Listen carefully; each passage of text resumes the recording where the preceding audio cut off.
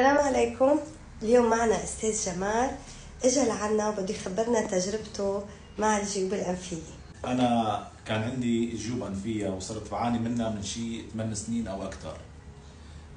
فصاروا يضايقوني بالليل كضيق بالنفس وشخير وإزعاج بالليل وما برتاح منهم على طول، يعني ضل أنفي مسكر على طول.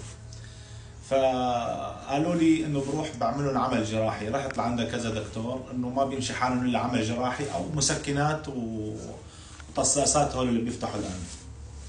فيوم من الايام انا عم قلب على التيك توك، فلقيت مركز الطب الصيني وصرت بقلب فيه وشوف التعليقات، شوف العالم بتروح وبتجي، فاني حطيت براسي اني اجي اعمل لهم زياره.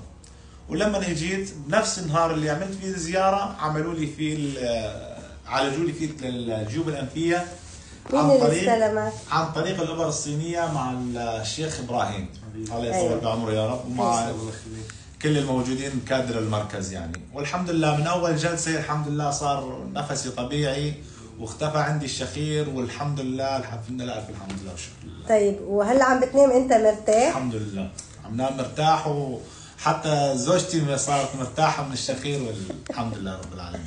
شكرا، كله فضل الله.